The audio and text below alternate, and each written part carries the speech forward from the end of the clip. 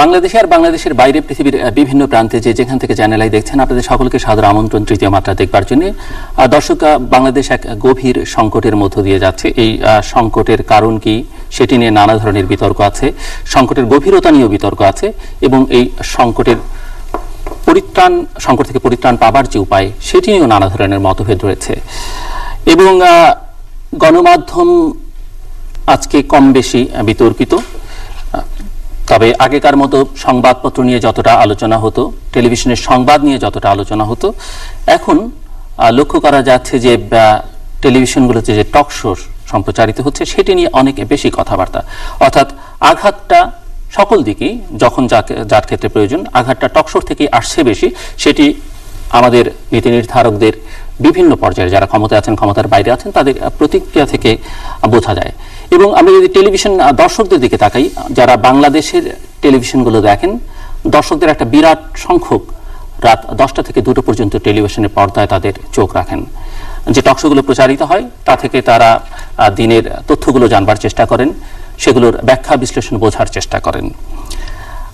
আজকে এই অনুষ্ঠানে অর্থাৎ তৃতীয় মাত্রায় যারা অতিথি তারা সবাই আপনাদের পরিচিত মুখ, এবং তাদের কাছ থেকে আমরা শুনবো তারা প্রতিদিন রাতে বিভিন্ন জনের সঙ্গে, বিভিন্ন মহলের ব্যক্তিবর্গের সঙ্গে যেসব কথাবার্তা বলেন, সেই সব কথাবার্তা বলে তাদের মধ্যে কি ধারণা জন্মাচ্ছে, যে তারা পুরো পরিস্থিতিটাকে কিভাবে দেখছেন, সংকটের উৎস কি, সংকট থেকে পরিত্রাণের উপায় কি, এবং টকশো নিয়ে যে নানা ধরনের বিতর্ক, সমালোচনা, নিন্দা, প্রশংসা, সেগুলোকে তারা কিভাবে দেখেন সেগুলো বোঝার চেষ্টা করব। দর্শক বুঝতেই পাচ্ছেন যে আজকে যারা আমার অতিথি তারা সবাই বিভিন্ন টেলিভিশনের বিভিন্ন শোয়ের সঞ্চালক। আমার বায়ে বসা আছেন, পরিচিত হই সুকান্ত গুপ্ত অলোকের সঙ্গে। সুকান্ত গুপ্ত অলোক উপস্থাপক, সোজা কথা দেশ টিভি। তারপরে রয়েছেন অঞ্জন রায়, জিটিভির সংবাদ সংলাপের উপস্থাপক, এবং তারপরে রয়েছেন মতিউর রহমান চৌধুরী, চ্যানেল আইয়ের আজকের সংবাদপত্রের উপস্থাপক, এবং বাংলা ভিশনের ফ্রন্টলাইন তিনি দীর্ঘ 5 বছর উপস্থাপনা করেছেন, এবং সম্প্রতি টেলিভিশন কর্তৃপক্ষ এই শোটি বন্ধ করে দিয়েছে। বন্ধ করবার কারণ অবশ্য এখন পর্যন্ত অনেকের কাছেই বোধগম্য নয়। আমার ডানে রয়েছেন নবনীতা চৌধুরী, অত্যন্ত পরিচিত মুখ, 71 টেলিভিশনের 71 জার্নালের উপস্থাপক। তারপরে রয়েছেন আরেকজন জয় মামুন, উপস্থাপক 24 ঘন্টা যমুনা টিভি, এবং তারপরে রয়েছেন রুবায়েত ফেরদৌস, RTVর গোল টেবিলের উপস্থাপক। তাদের প্রত্যেকেরই নানা ধরনের পরিচয় আছে, সেই সব পরিচয়ে আজকে তারা এখানে নন। এবং দর্শক, আমরা চেষ্টা করব যে আগামী 2 দিন, কেননা অনেক টেলিভিশন, অনেক শো, অনেক হোস্ট, তাদের মধ্যে আরো কয়েকজনকে আগামী 2 দিনে এই অনুষ্ঠানে উপস্থাপন করবার চেষ্টা করব এবং তাদের মতামত জানবার চেষ্টা করব। যদিও সঞ্চালকদের সেই অর্থে মতামত রাখবার কোনো সুযোগ নেই। একজন অত্যন্ত স্বনামধন্য ব্যক্তি একসময় বলেছিলেন, বাংলাদেশের একজন সিনিয়র নাগরিক, তখন এত শো হয়নি, আমাকে যে বাংলাদেশে হয় আমি অনেক বেশি জানি, অথবা বাংলাদেশের সবচেয়ে কনফিউজড লোক হচ্ছে আমি, মানে এত কথাবার্তা শুনি চারিদিক থেকে। সো আপনাদের কাছে আমার সেটি যে আপনারা আসলে, আমরা প্রতিদিনই কথা শুনি, শো এর মধ্যে শুনি, বাধ্য হয়েই শুনি, শো এর বাইরেও তো নানান লোকজনের সঙ্গে ইন্টারাকশন হয়। যে সংকটের মধ্য দিয়ে যাচ্ছে সেখানে একটা বিতর্ক, সবাই বলে যে সংবাদ মাধ্যমে যারা কাজ করেন, এখানে সাংবাদিকতা শিক্ষকও রয়েছেন, যে তাদের একটা ইথিক্স থাকা দরকার, তাদের একটা পজিশন থাকা দরকার, অনেকে মনে করেন। আবার অনেকে মনে করেন, আমি সেই মতের পক্ষপাতী, যা ঘটছে সেটি প্রদর্শন করাই আমার দায়িত্ব, ফলাফল কি হবে, কনসিকুয়েন্সটা আমার দেখার দায়িত্বের মধ্যে পড়ে না। বাকি যারা আছেন সমাজের, যার দায়িত্ব আছে, তারা সেই দায়িত্বটা পালন করবেন। একটা নিরপেক্ষ নির্মোহ অবস্থান থেকে এটি নিয়ে বিতর্ক রয়েছে। আন্তর্জাতিক গণমাধ্যমে কাজ করেন মতিউর রহমান চৌধুরী, তিনিও এটি ভালো বলতে পারবেন।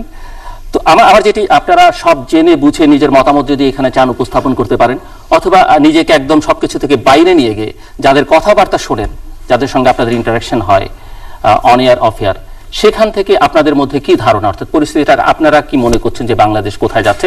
এই প্রশ্নটা এই মুহূর্তে কারণেই করা যে বাংলাদেশ একটা গভীর সংকটের মধ্য দিয়ে যাচ্ছে, জীবনের নিরাপত্তা নেই, আমাদের অর্থনীতি, শিক্ষা ব্যবস্থা সহ সমাজে সবকিছু বিপর্যস্ত। মতিউর রহমান চৌধুরী, যদি আপনি শুরু করেন, যে সংকটের মধ্য দিয়ে বাংলাদেশ যাচ্ছে, আপনি কিভাবে দেখছেন? ধন্যবাদ জিল্লুর। আমার মনে হয় আমি সূচনাতে একটু বেশি কথা বললাম, এরপর আর কথা বলবো না, আপনারা বলবেন সবাই। আমরা বুঝতে পেরেছি আপনার একটা উদ্দেশ্য আছে। জি, আমার প্রথম উদ্দেশ্য হচ্ছে যে আপনাদের সবাইকে নিয়ে একসঙ্গে একটা গেট টুগেদার করা। উদ্দেশ্যটা সৎ উদ্দেশ্য, না আমি আশা করি, বিশ্বাস করতে চাই ষড়যন্ত্র নেই, না সেটা অবশ্যই না। অনেক ধন্যবাদ। আমার মনে হয় যে সংকটে আছে, এটা স্বীকার করতেই হবে। এটা রাজনৈতিক সংকট, এটা চূড়ান্তভাবে বিশ্লেষণে যদি বলতে হয় রাজনৈতিক সংকট, এটাকে আইন শৃঙ্খলা জনিত সংকট যদি বলেন তাহলে সমাধান খুঁজে পাবেন না। আমরা 1.5 মাস চেষ্টা করেও সেই সংকট থেকে আমরা বের হতে পারিনি, বা এর আগে যদি যাই 16 মাস চেষ্টা করে আমরা পাচ্ছি না। তার কারণটা কি? কারণটা হলো রাজনীতির যে সংকট, এই সংকট রাজনৈতিকভাবে মোকাবেলা করতে হবে।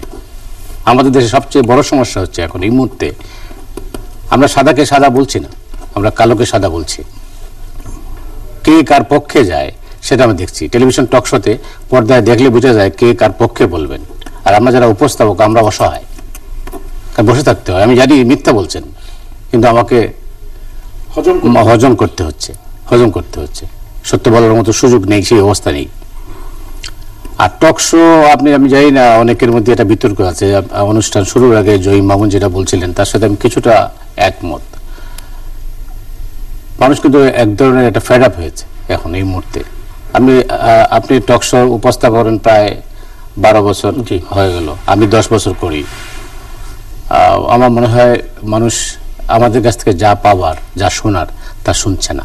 মানুষ আরো শুনতে চায়, দেখতে চায়, বলতে। তার মানে বিতর্কটা মামুন যেখানে শুরু করেছিলেন অনুষ্ঠান শুরুর আগে, যে একটা হচ্ছে যে মানুষ এগুলো দেখতে চায় না, আপনি বলছেন যে মানুষ আরো শুনতে চায়, কিন্তু যেটি মানুষ শুনতে চায় সে কথা আমরা শোনাতে পারছি না। আরেক ধরনের হচ্ছে যে অনেকেই মনে করেন যে, যেটি মামুনও বলছিলেন, বোধহয় অলোকও বলছিলেন, যে আসলে এটি কোনো প্রভাব বিস্তার করছে না। যদিও আমি মামুন এবং অলোকের কাছে শুনতে চাইবো, এই বিতর্ক খালেদের সঙ্গে আবার প্রতিনিয়ত হয়, বিভিন্ন শোতেও হয়েছে, যে এটি আসলে কোনো লাভ হচ্ছে না। সেটার সাথে আমি একমত। কেন তার উপস্থাপনা, এই বক্তব্য সঙ্গে আমি একমত হব না। তাহলে আমি প্রতি রাত 12টার সময় এসে অনুষ্ঠানটা উপস্থাপন করতাম। মামুন এবং না, আমি বলছি পুরোটা আমি তার সাথে, মানে মামুন নিশ্চয়ই পরে বলবেন। যাই হোক, আপনি যেটা বলছেন যে এই মুহূর্তে আমরা, যেটা আপনি আবার জানতে চাইলেন যে আসলে মানুষ কি শুনতে চায়, ঠিক এক ধরনের হটকারিতা আছে টেলিভিশন টক শোতে, প্রচন্ড রকমের হটকারিতা আছে। একজন এক দলের পক্ষে, উনি এটাকে যুক্তি না দিয়ে এমন উপস্থাপনা এমন ভাবে করেন, আমরা তো আমাদের নিকট অতীতে অভিজ্ঞতা হচ্ছে একজন চোখ তুলে নিয়ে ফেলার চেষ্টাও করেছেন, এই অবস্থা হয়েছে। জর্ডানে তো গুলি করার চেষ্টা হয়েছিল। এই যে পরিস্থিতিটা, আমি আশা করব আমরা সেই পরিস্থিতি যাব না। যুক্তি দিয়ে আপনি করেন, এখানে দেশটা দুভাগে বিভক্ত। আমি স্বীকার করি বা না করি, দুভাগে বিভক্ত। একদল যারা আমরা উপস্থাপনা যারা করি, আমরা একজনকে আনি আওয়ামী লীগের, একজন আনি বিএনপির। এখন তো বিএনপির লোক পাওয়া যাচ্ছে না। তার যারা আসেন তারা আবার অনুষ্ঠান শেষে, জিল্লুর রহমানের অনুষ্ঠান শেষে হলতে কি রুম থেকে বের হওয়ার পরেই হয়তো দেখা গেল তাকে ধরে নিয়ে যাচ্ছে। তো এই পরিস্থিতিতে কেউ আসবে না, যেটা জয়ী মামুন ঠিকই বলেছেন। তো এই পরিস্থিতিতে আমরা কি করছি? আমাদের নতুন লোক আসছে না টেলিভিশন টক শোতে। কেন আসছে না? এক শ্রেণী মানুষের মধ্যে অন্যরকম অবস্থা হচ্ছে যে আমি যে বলে কি করব, আমার কথা তো কেউ শুনবে না, আমার চেহারাটা অন্যরকম না। কিন্তু মিস্টার চৌধুরী, আমি আরো বিস্তারিত আলোচনায় পরে যাব, কিন্তু আমার জিজ্ঞাসা হচ্ছে নতুন লোক আনার চেষ্টা কি হচ্ছে? অবশ্যই হচ্ছে। কারণ অনেকে আছেন যে একই দিনে 3-4টে শোতে অংশ নেন, অনেকে আছেন যে পুরো সপ্তাহে, আমি অনেক গেস্টের সঙ্গে কথা বলেছি, একসময় আমার অনুষ্ঠানে এসেছেন, এখন আসেন না অনেকদিন। যখনই 2-1বার ফোন করেছে যে ভাই আমি তো এইবারে বুক, মানে শনির 6 দিন তিনি 6টা চ্যানেলে প্রতি সপ্তাহে বুক। তো তাকে আর আমি 10 বছর আমি আর না 10 বছর আগে 3 থেকে 4টা টেলিভিশন টক শো হতো। এই মুহূর্তে 60টা টক শো হয় প্রতিদিন, 60টা বিভিন্ন বিষয়ে। রাজনীতি আছে না, 2 জন করে লাগলো 120 জন। এই টক শো এক ধরনের বিনোদন এখন, এটা আপনি স্বীকার করেন না করেন। আমি আসলে এই আলোচনা শুরুর আগের একটা শুরু থাকলেন যে এই অনুষ্ঠান শুরুর আগে আমরা যেটা বলছিলাম, আমি মতিউর রহমান চৌধুরী রেফার করেছেন। আমি জাস্ট আমার কথা শুনছিলাম, আমি যেটি বলতে চাই সেটি হচ্ছে যে টক শো, মতিউর রহমান চৌধুরী সবশেষ যে কথাটি বললেন সেটি আমি একদমই ওনার সঙ্গে একমত, যে টক শো এক ধরনের বিনোদনে পরিণত হয়েছে। টক শোতে 2 পক্ষের 2 জন লোক আসবেন, তারা তাদের মধ্যে ঝগড়া করবেন, অথবা কখনো কখনো উত্তেজিত হবেন, মারামারি করবেন বা মতামত দিবেন।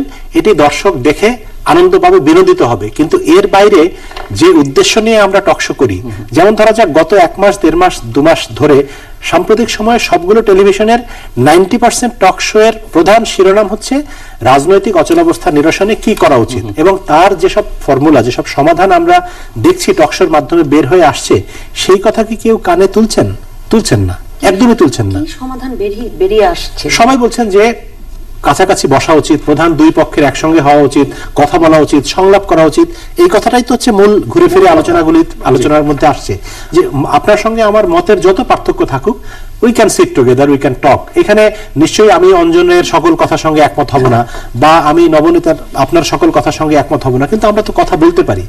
রাজনীতিতে সেরকম একটি অচল অবস্থা তৈরি হয়েছে যেখানে আমরা কেউ কারো মুখ দর্শন করব না, কেউ কারোর সঙ্গে কথা বলবো না।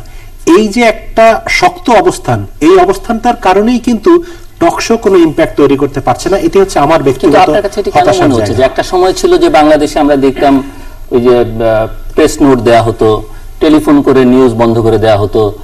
এখন কোন সংবাদ নিয়ে কেউ কথা বলেন না, যারা কথা বলেন দেশের শীর্ষ ব্যক্তি থেকে শুরু করে সবাই তাদের ক্ষোভ বিক্ষোভ যাই বলেন টকশো নিয়েই বলেন। তার মানে কোনো না কোনো প্রভাব তো তাদের উপরে পড়ছে, সেটি পজিটিভ হোক নেগেটিভ হোক, তারা যেভাবে বলুন না কেন। কিন্তু এটি নীতি নির্ধারকদেরকে বলি বা রাজনৈতিক নেতাদের বলি, অনেক নেতৃবৃন্দ এখানে আমার টেবিলেও বসে কথা বলেন টকশো কোনো ইম্প্যাক্ট করছে না। তা আসেন কেন? তিনি আসেন তো, তিনি আসতে চান, শুধু আসেন না, অনেকে মানে আমরা ডেকে আনি যে তা তো না, অনেকে আসবার জন্য ক্রমাগত ফোনও করতে থাকেন, তারপরে এই কথাটা বলেন। আমি আসলে একেবারেই মানে আমি টকশো করি, টকশো খাই, টকশো ঘুমাই, এই টাইপের মানুষ। হ্যাঁ, একেবারে আমার 8 মাসের মেয়ে হয়তো কয়েকদিন পরে বলবে যে সে ঘুমাতে যেতে পারবে না টকশো না শুনলে, এরকম একটা ব্যাপার। কাজে আমি একজন টকশো ভক্ত মানুষ। সেই জায়গা থেকে যদি আমি বলি যে টকশো ইম্প্যাক্ট ফেলছে না, এই জিনিসটা আমি একেবারেই মানে মনে করি না। আমার মনে হয় যে আমরা আসলে মামুন ভাই যে জায়গাটা থেকে কথা বলছিলেন না যে টকশোতে তো সমাধান আসছে, সে সমাধান শুনছে কে, আমার মনে হয় যে আমরা টকশো করি একটা প্রিকনসিভড আইডিয়া নিয়ে যে আমরা একটা প্রেসক্রিপশন জাতিকে দিতে চাই, আমরা একটা সমাধান দিতে চাই রাজনীতিবিদদেরকে বা জনগণকে। এই সমাধানটা এই টেবিল থেকে বেরিয়ে আসবে, এই জায়গাটা থেকে যদি আমরা ভাবি তাহলে আসলে অনেক হতাশার হয়তো জায়গা থাকে। কিন্তু যদি আমরা সেভাবে দেখি যে ধরুন বাংলাদেশে তো আসলে আমরা সারাক্ষণ মানে আমি আমার অনুষ্ঠানেও বারবার এই প্রশ্নটা করি যে মানে আমরা সংলাপ বলি, বাংলাদেশে খুব অর্থপূর্ণ সংলাপ রাজনৈতিক ইতিহাসে কবে হয়েছে, বা খুব বড় ধরনের খুব সমাজ পরিবর্তনকারী সংলাপ আলোচনার মানে আমরা কি আসলে জাতিগতভাবে সেরকম কিনা? সফল কোনো সংলাপ হয়নি বাংলাদেশে, পূর্বের ইতিহাসও নেই। কিন্তু তো আমরা দেখুন আমরা কিন্তু চায়ের বা টেবিলে চার বন্ধু, সেই অর্থে কোন পার্বত্য চট্টগ্রাম বিষয়ে যে সংলাপ হলো সেটা কিন্তু সফল হয়েছে, মানে সংলাপ সফল হয়েছে, কিন্তু সেটি অনেকটা আরোপিত, কিন্তু সেটিও বুঝতে হবে এবং আরোপিত যে সেটি সম্পৃক্তির সমস্যা নিয়ে তো বলতেই হবে। আমি যদি শেষ করি যে আমার যেটা মূল জায়গাটা ছিল যে কাজে আমরা একটা আইডিয়া নিয়ে কাজটা করছি যে আমরা একটা সমাধান বের করে আনবো। আমরা বারবার সংলাপের কথা বলছি, কিন্তু আমার মনে হয় যে টকশো হচ্ছে গিয়ে যে বাঙালি সমাজকে সবচেয়ে ভালো করে রিপ্রেজেন্ট করে, যে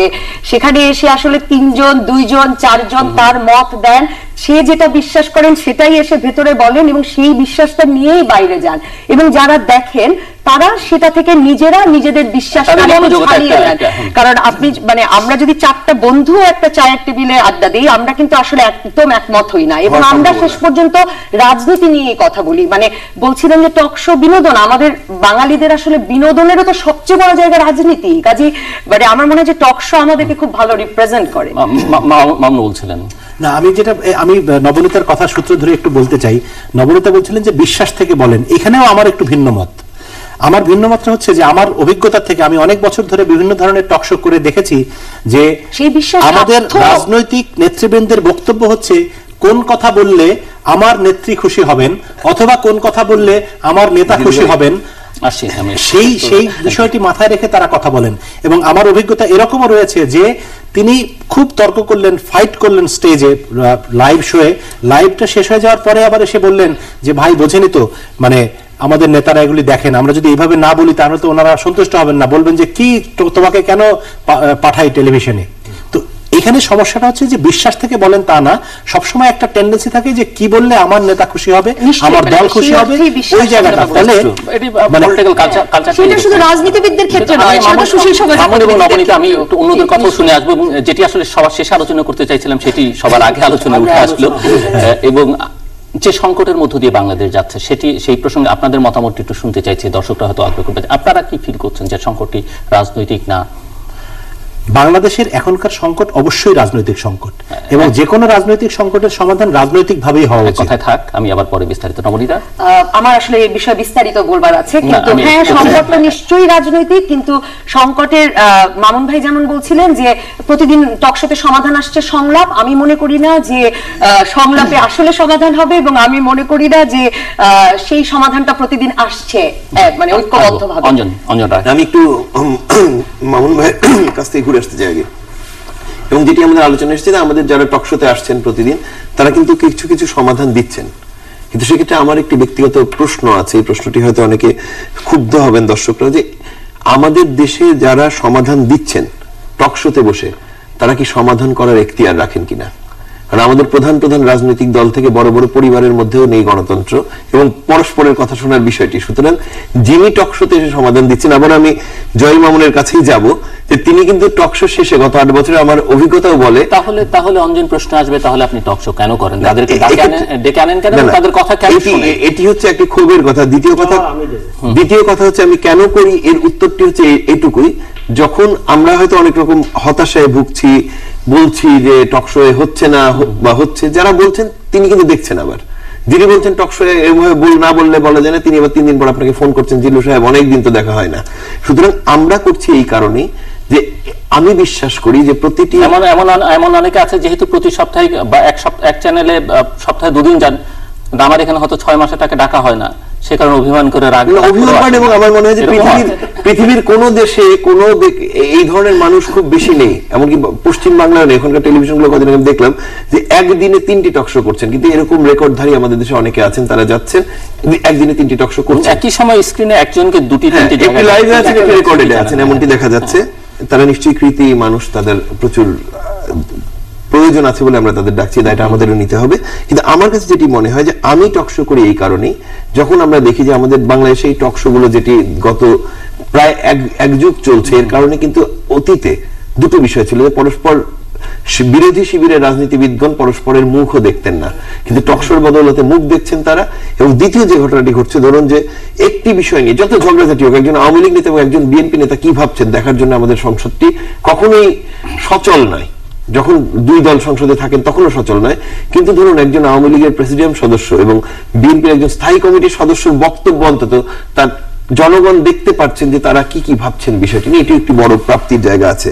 আর যে সংকটটির কথা আমরা বলছি, এটি এক ধরনের এম্পাওয়ারমেন্ট হচ্ছে না পলিটিশিয়ান, এবং নতুন মুখ চিনছেন। কিন্তু এই ক্ষেত্রে যদি একটু আপনাকে থামিয়ে আমি বলি যে এই কারণে মানে তৃতীয় মাত্রার কথাটা উল্লেখ করতেই হয়। যখন তৃতীয় মাত্রা শুরু হলো, যে রাত 1টার সময় কারণে আমাদের সবাইকে রাত জাগতে হয়, যে রাত অনুষ্ঠানে যে মানে দর্শক টানতে পারে, এবং দর্শক টানতে পারার মূল কারণ নিশ্চয়ই প্রথমেই সেটাই ছিল যে মানুষ আওয়ামী লীগ, বিএনপি বা দুজন প্রতিপক্ষ রাজনীতিবিদের কথা শুনতে পেত। রাজনৈতিক যে সংকটটি, এটি অবশ্যই রাজনৈতিক সংকট, এবং এই রাজনৈতিক সংকট কিন্তু আজকে বা 5 বছর 7 বছর ধরে একটি দীর্ঘকালীন সংকটের আমার মনে হচ্ছে একটি বড় বিস্তার আমরা দেখছি। এবং এই সংকটটিকে আমি নিজে দুভাবে দেখি, এর একটি অংশ রাজনৈতিক, একটি অংশ নির্বাচনের দাবি, একটি অংশ হচ্ছে নির্বাচন তো রাজনীতির সাথে সম্পৃক্ত। কিন্তু রাজনীতি কেন্দ্র করে গত 1.5 মাসে যে ঘটনাগুলো ঘটছে, যে সহনাগরিকেরা খুন হচ্ছেন নানা প্রক্রিয়ায়, এরা কেউ সরকারের কোনো অংশ নন, এবং এরা কিন্তু সরকার বানাতে, সরকার বদলাতে কিংবা এরা কোনো মতেই একটি তত্ত্বাবধায়ক সরকার দেওয়ার ক্ষমতা রাখেন না। এরা বড় জোর পারেন নিতান্ত নিম্নবর্গের মানুষ পুড়ে মরে যেতে, এবং যে লাশ 2-4টে মরলে কারো কিছু যায় আসে না, কারণ কোটি মানুষের ভোটের রাজনীতি। না, ধন্যবাদ। আমরা আপনি ওই রাজনৈতিক সংকট না অন্য সংকট এটি আগে জানতে চান, না আমরা আগে এই টকশোর যে জায়গাটি মতি ভাই শুরু করেছেন? আমার সতীর্থ, আমি তো আপনাদের উপরে আমার মনে হয় সেটাতে আগে আরোপ করতে চাই না আজকে হোস্ট হিসেবে। আমার মনে হয় সেটাতে আগে যাই। মতি ভাই যেটা শেষ করেছেন, মামুনও বলেছেন, আমি ওই জায়গাটায় থাকতে চাই যে টকশো, ইয়েস, এটি একটি বিনোদন, নিতান্তই বিনোদন, ইনফোটেইনমেন্ট। এই জায়গায় আমার মনে হয় এটির উত্তরণ ঘটেছে, এর জন্য টেলিভিশনগুলো এটা করে, এটি আমি একটি মনে করি। আর ইম্প্যাক্ট, এখন ইম্প্যাক্ট টেলিভিশনকে বিনোদন বলে টেলিভিশনের মালিকরা কি টকশো সম্প্রচার প্রচার করেন? আমার মনে হয় এটা পৃথিবীব্যাপী কম খরচে টকশো করা যায়, কিন্তু দর্শকরা দেখেন বলে তারা সম্প্রচার। নাহলে ওই সময় দেখেন বলে আপনাকে তো এই বাস্তবতাটি বিবেচনা করতে হবে যে আপনি বাংলাদেশে আছেন, বাংলাদেশের টেলিভিশন, বাংলাদেশের জনসমাজ, বাংলাদেশের মানুষ, তাদের মন মানসিকতা, তাদের সবচেয়ে বড় খাদ্য রাজনীতি। একেবারে। সো তারা এটি পছন্দ করছে যে আমরা দেখতে চাই যে কারা কি বলে, এটি সে গ্রহণ করছে। গ্রহণ করে ইম্প্যাক্ট কি, ইম্প্যাক্টের জায়গাটি কিন্তু খুব নড়বড়ে। ইম্প্যাক্টের জায়গাটি খুব নড়বড়ে। সেটি হচ্ছে যে হ্যাঁ, সে হয়তো কাউকে চিনছে, যে আমি চিনে রাখলাম, আমি চিনি, বা এ সম্পর্কে এরকম কথা বলে। অর্থাৎ যে বিভাজন, সেই বিভাজনটা আমরা অডিয়েন্সের কাছে, দর্শকের কিন্তু কাছে অলোক, স্পষ্ট হচ্ছে। আপনি কি মনে করেন না যে টকশোর এই আলোচনাগুলো কোনো প্রভাব ফেলেছে, Yes. কোনো সিদ্ধান্তকে পরিবর্তন করতে ভূমিকা রেখেছে সরকারের বা রাজনৈতিক দলগুলোর? এগুলোতে কোনো প্রভাব পড়ে বলে মনে হয়? সেটি আছে, সেটি খুব নগণ্য মনে করছে, খুব নগণ্য সেটি। বা জনগণের মধ্যে এক ধরনের অ্যাওয়ারনেস তৈরি হচ্ছে, সেটি আছে, সেটি তো বলছি। সেই অ্যাওয়ারনেস হলো, সেটি সে খাদ্য হিসেবে গ্রহণ করছে, কিন্তু সেই অ্যাওয়ারনেসটি কিন্তু এটি কোনো পজিটিভ ক্ষেত্রে কিন্তু খুব কাজে দিচ্ছে বলে আমি মনে করছি না। আর সংকটের কথা অবশ্যই রাজনৈতিক সংকট, হ্যাঁ, সেটি আমি স্বীকার করছি। কিন্তু এই রাজনৈতিক সংকট থেকে বেরোনোর উপায়টি, এটি নিয়ে যথেষ্ট বিতর্কের জায়গা আছে। অনেক ধন্যবাদ। আমার মনে হয় আমি খুব টকশোকে খুব সিরিয়াসলি নেই। এটা খুব দুঃখজনক হবে যদি টকশো বিনোদন হয়ে যায়। আমি যেটা মনে করি যে একটা ডেমোক্রেটিক সোসাইটি মানে হচ্ছে মাল্টিপল ভয়েসেস, বিভিন্ন মত থাকবে, বিভিন্ন কণ্ঠস্বর থাকবে। টকশো কিন্তু সে মাল্টিপল ভয়েসেসকে আনতে পারে, যতটা পারা সম্ভব ততটা হতে পারে না, সেই সমালোচনা আমরা করছি। যে কারণে আমরা কেন এটি পপুলার হয় আমি অনেক ভাবার চেষ্টা করেছি, আমি আর্টিকেলে লিখেছি। তা আমাদের সমাজটা হচ্ছে পুরো উপমহাদেশীয় ভারত সমাজের ওরাল সোসাইটি। আমরা কথা বলতে পছন্দ করি, আমরা আড্ডা দিয়ে, যেটা দেখবে মহাভারত রামায়ণ কিন্তু বহু বছর ধরে কথায় কথায়, মুখে মুখে। সো এই সমাজটার মধ্যে একটা কথা সংস্কৃতি আছে, একটা আড্ডা সংস্কৃতি আছে, যেটা পরে গবেষণা হচ্ছে, বলা হচ্ছে পাবলিক স্ফিয়ার বলা হচ্ছে। এটাকে একটা জনপরিসর, যেখানে আপনি এসে আপনার মতো করে মতামতগুলো দিতে পারবেন, যেটা পুকুর ঘাটে হতো, আড্ডার জায়গায় হতো, সেই জায়গাটা একটা মডার্ন টেলিভিশন মাধ্যমের মধ্যে সেই পাবলিক স্ফিয়ারটা তৈরি করছে। কিন্তু পাবলিক স্ফিয়ারের যেটা সংজ্ঞা হচ্ছে যেখানে সবাইকে আসতে দিতে হবে। কিন্তু আমি দেখেছি যে সংকটের কথা বললেন 200 জন, এই যে অ্যাঙ্কর হিসেবে আমারও দায়িত্ব আছে, কিন্তু সবসময় পারি না, মালিক কিংবা প্রডিউসার এদের কারণে। সেখানে বলা হচ্ছে আমাদের টকশোগুলো মোটা দাগে হচ্ছে খুব প্রো এলিট, প্রো আরবান এবং প্রো মেইল। প্রধানত এখানে পুরুষরা আসে, প্রধানত শহরের লোকরা আসে, শিক্ষিত লোকরা আসে। ঢাকার বাইরে কি লোকজন নয় কথা বলার মতো? যারা তথাকথিত স্কুল বিশ্ববিদ্যালয় পড়ে তারা কি কথা বলতে পারে না? সেরকম ইমপ্যাক্ট পড়ছে না, পড়ছে। আমি বলবো সেই ধরনের কৃষক, শ্রমিক ঢাকার বাইরের জায়গাতে যদি বার করতে পারি, তাহলে পাবলিক স্পেসটা অনেক বেশি নিশ্চিত হবে। ইমপ্যাক্ট যে অনেক বেশি পড়ছে, এই কারণে আমি বলি পলিটিক্যাল লিটারেসি, যেটা বলা হয় যে মানুষের রাজনৈতিক সাক্ষরতা। চায়ের দোকানে যান, আমি গ্রামের ছেলে, আমি অনেক জায়গায় ঘুরি ফিরি, তারা কিন্তু টক শো নিয়ে কথা বলে। টক শো যেটা নবনীতের সঙ্গে খুব একমত, টক শোর উদ্দেশ্য যদি আপনি ধরে নেন যে আপনি একটা ব্যবস্থাপত্র দিবেন ডাক্তারের মতো, সেটি তো আমার ডেমোক্রেটিক সোসাইটির কথা হচ্ছে আলাপ করতে হবে, ডিসকাশন করতে হবে, যেটা বলা হয় ডিকনস্ট্রাকশন। যেটা বলেছেন, আপনি ঘটনাকে ব্যাখ্যা করবেন, বিশ্লেষণ করবেন। আপনার দায়িত্ব না যে সরকার বিনোদনকে বাধ্য করা। এই দেখিয়ে দেওয়ার জায়গাটা হচ্ছে টক শো করা, এবং দারুণ ভাবে করে। আপনি দেখবেন যে এজেন্ডা সেটিং এ, পাবলিক পলিসি নির্ধারণ করার ক্ষেত্রে গ্রামের সাধারণ মানুষের সবাই, এবং বাংলা সিনেমার সাথে অনেকে বলছে টক শো তারা বেশি দেখে। আপনাকে চিনে, ওনাদেরকে চেনার কোনো কারণ ছিল না, কিন্তু নায়িকাদেরকে চিনতো, আপনাদেরকে চেনে কেন? এবং যেসব আলোচক কথা বলে, তারা আগের দিন কি বলেন, পরের দিন কি ভুলভাল বলে, সেই কথাগুলোও তারা আলোচনা করে। গ্রামের একটা শিক্ষা বঞ্চিত মানুষের যে পলিটিক্যাল লিটারেসি, সেই রাজনৈতিক সাক্ষরতায় কিন্তু টক শো দারুণ অবদান রাখছে। কাজে এটা বিনোদন যদি হতে চায়, ঠেকাতে হবে, এটাকে সিরিয়াসলি নিতে হবে। আমি তো মনে করি প্রতি রাতে একটু একটু করে গণতন্ত্রের চর্চা করি আমরা টক শোর মধ্যে, ঠিক হবে না? আমি সবসময় সিরিয়াসলি না, বিনোদন হয়ে গেলে কিন্তু কারো কারো লাভ হবে না, যেরকম বলা হচ্ছে সেটা ঠেকানো দরকার। এটা বিনোদন না, বিনোদনের আলো এখানে বোধহয় বিনোদন অর্থে যেটা আপনি বলছেন, না, বিনোদনের যে আমি মানে বুঝেছি সেটা হচ্ছে যে মানে ওই যে মারামারি দেখে আনন্দ পায়, কথা শুনে না, মানে আপনি কি বললেন সেইটা না, আপনার আচরণ দেখে, চিৎকার দেখে যেন সেই আনন্দ দিলে খুব বাজে হয়। একটা সিনেমা যখন সুপার হিট হয়, ঠিক তেমনি কিন্তু একটা television talk show super hit হচ্ছে, এটাও আপনাকে দেখতে হবে। মানুষ গ্রহণ করে বিনোদন বলতে আপনি যেটা বলছেন নাচ গানের মধ্যে চলে যাবে, আমার কাছে মনে হচ্ছে তাকে একটা সস্তা একটা জায়গা থেকে দেখার চেষ্টা। না, এটা ঠিক। আমার কথা হচ্ছে টক শোর গেস্ট, তাদের কথা বলা, তাদের হোমওয়ার্ক, তাদের বিশ্লেষণের যে যোগ্যতা, সেইটা দিয়ে যদি সুপার হিট হয় তাহলে খুব ভালো। মারামারি করে যে আমার প্রোগ্রামে চোখ তুলে নিয়ে, ওটা কিন্তু সুপার হিট আমি চাই না। রুবায়েত, দর্শকরা একটা পপুলার ফেস হিসেবে আপনার কাছে জানতেও চাইবে যে বর্তমান যে সংকট, সেই সংকটকে আপনি কিভাবে দেখেন? না, সেটা এটা খুবই স্পষ্ট। আমরা সংকটকে কিভাবে দেখি সেটা যদি আওয়ামী লীগ কিভাবে দেখে, আওয়ামী লীগ কিন্তু বলছে যে স্বাভাবিকভাবে সব চলছে, আর বিএনপি বলছে খুব শান্তিপূর্ণ ভাবে চলছে। তো যাদের কাছে আমরা বলছি আওয়ামী লীগ বিএনপি ঠিক করবে, তারা কি এটাকে কোট আনকোট স্বাভাবিক এবং শান্তি মনে করছে। কাজে এই সংকটের সমাধান আওয়ামী লীগ বিএনপি থেকে আসবে না, কারণ তারা এটাকে সংকট মনেই করছে না। আর একজন আমি সামাজিক বিজ্ঞানের ছাত্র হিসেবে মনে করি যে পলিটিক্যাল সায়েন্সের বইয়ের প্রথম শব্দ হচ্ছে গভর্নমেন্টের সংজ্ঞা কি, গভর্নমেন্ট বাই ডিসকাশন।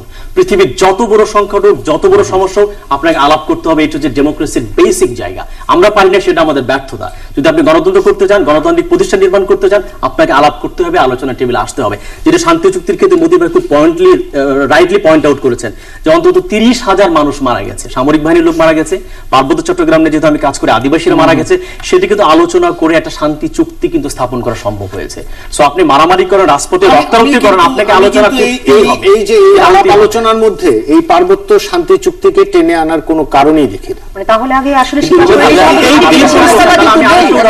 না, এই পরিস্থিতি কিন্তু না, যে কোনো পরিস্থিতি আমি বলি যে অনেকগুলো বিষয় ছিল,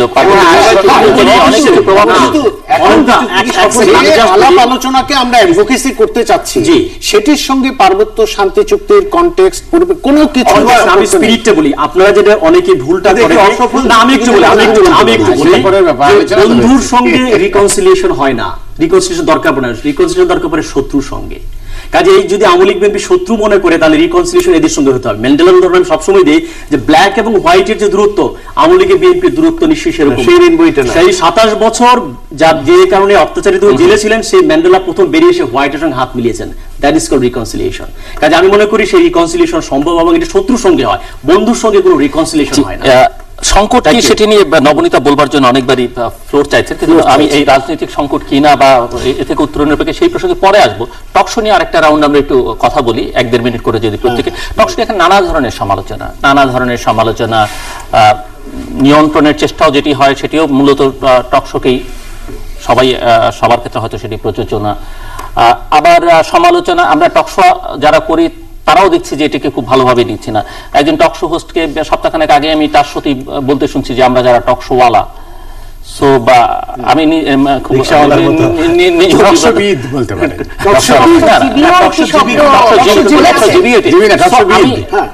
সমালোচনা, আত্মসমালোচনার জায়গা বা আক্রমণ যেগুলো হচ্ছে নানা দিক থেকে, নানা মহল থেকে, সেগুলোকে কে কিভাবে দেখেন? 1-1.5 মিনিট করে যদি আমি শুনতে চাই।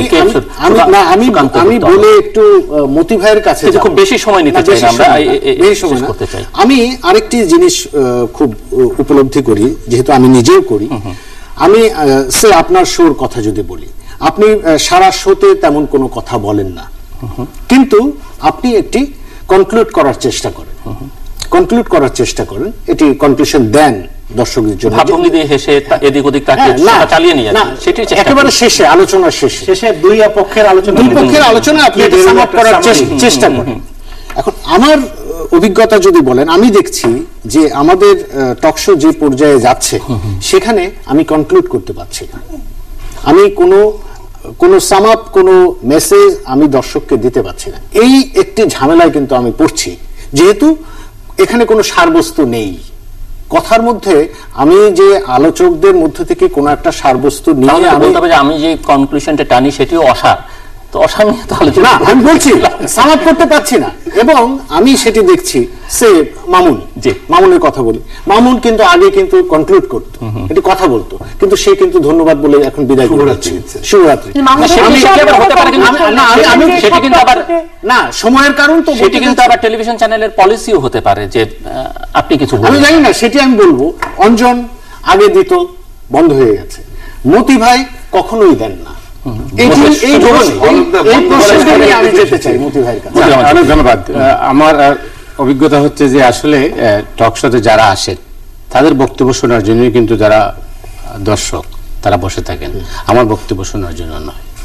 তার কারণটা হচ্ছে আমার হাতে মাইক্রোফোন আছে, আমি ইচ্ছা করলে আপনাকে ভুলভাবে, আমার হাতে যেহেতু আপনার সুযোগ নেই, আমি ইচ্ছা করে বলে দিতে পারি ওলোকে এটা বলছেন অথবা জিল্লুরে এটা বলছেন, আমি সেটা বলার সুযোগ নিতে চাই না। এই কারণে আমি শর্ট করতে চাই, প্লাস আমার অবস্থানটা আমি পরিষ্কার করতে চাই না। আমি নেপথ্যে আমার নিজের অবস্থানটাকে আমি পরিষ্কার করতে চাই না, এই কারণে যেহেতু আপনি যদি আওয়ামী লীগের সমালোচনা করেন আপনি হবেন বিএনপি, আর বিএনপির সমালোচনা করলে হবেন আওয়ামী লীগ, আপনার তৃতীয় কোনো মত থাকতে নেই। সেই কারণে আমি বলবো যে আমার অবস্থানটা আমি পরিষ্কার করতে চাইনি কখনো, কারণ আমার নিশ্চয়ই একটা অবস্থান আছে। বাট মিস্টার চৌধুরী, অনেকের মধ্যে একটা জায়গায় আপত্তি আছে, আপত্তির জায়গাটা তারা যেভাবে বলবার চেষ্টা করেন সেটি 111 এর পর থেকে ওই সময় বলা হতো, একটা টার্মিনোলজি তারা ব্যবহার করতেন, লিডিং কোশ্চেন করছেন আপনি। আমার কাছ থেকে বলতে আপনি লিডিং কোশ্চেন করছেন, আমার কাছে মিনিং কি আমি আজকে পর্যন্ত বুঝিনি। লিডিংটা হচ্ছে যে আপনি একটু আমি ধরিয়ে দিলেন। দ্বিতীয়ত না, এইটা আমি একবার উত্তর দিতে সুবিধা হবে আপনার। দ্বিতীয়ত হচ্ছে ওনারা মনে করেন, অনেকেই মনে করেন যে আমরা গেস্ট সিলেকশনের মধ্য দিয়ে হোস্টরা বা প্রোডিউসাররা অনেক সময় এই যে কোন একটা পক্ষ নিচ্ছি নিয়মিত, এইভাবে তারা মনে করে। আগে ছিল লিডিং কোয়েশ্চেন, আর এখন হচ্ছে উস্কানি দাতা। ডিফারেন্স হচ্ছে এই।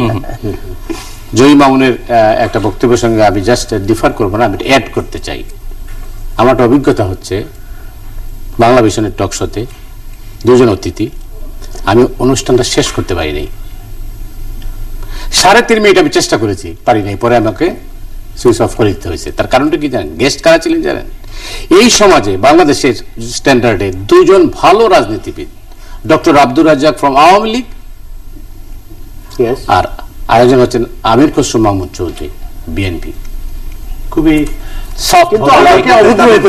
এত ভদ্রলোক, তারা বিশ্বাস করতে পারে না। একটা বক্তব্যকে কেন্দ্র করে ডক্টর রাজ্জাক জিয়াউর রহমান সম্পর্কে মন্তব্য করলেন, উনি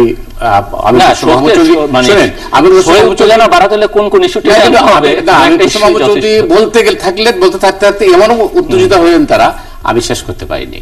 তো এর চেয়ে ভালো লোক সমাজে খুব কম আছেন বাংলাদেশের রাজনীতিবিদ, কিন্তু ওর কথাটাই ঠিক, নেত্রীকে খুশি করতে হবে, ম্যাডামকে খুশি করতে হবে। অঞ্জন বলতে চাইছেন, সুপার হিট হয়েছিল। ধন্যবাদ। আপনি যেটি বলছিলেন যে আসলে শেষে কথা বলা বা ইয়েতে, আমি নিজে হয়তো এখন কম বলি, কোনো দিন বেশি বলি, অলক বলছি, কখনো কখনো আমরা মানে আমার নিজের যেটি হয়, আমি অনেক সময় বিরক্তি গোপন করতে পারি না, এটি আমি আমার স্বজনদের কাছ থেকে শুনেছি। এবং আমার একটি জিনিস মনে হচ্ছে, আমি আমার টকশোর ক্ষেত্রে আমি আমার নিজের অবস্থানটি পরিষ্কার করি, এবং অবস্থান পরিষ্কার করতে যে আমার ব্যক্তিগত অভিজ্ঞতা, আমাকে উচ্চ আদালতের বারান্দায় ঘুরতে হয়েছে 8 মাস। আমি যেহেতু দুঃখ প্রকাশ করিনি, সেহেতু শেষ পর্যন্ত ফয়সালাটা করে আসতে হয়েছে। অন্যদিকে আমরা যারা হোস্ট করি, আমাদের বিপদটা হচ্ছে যে আমাদের কখনো কেউ ভাবছেন, অতিথিরা এবং দর্শকেরা ভাবছেন আমরা হয়তো আওয়ামী লীগের লোক, কখনো ভাবছেন বিএনপির লোক।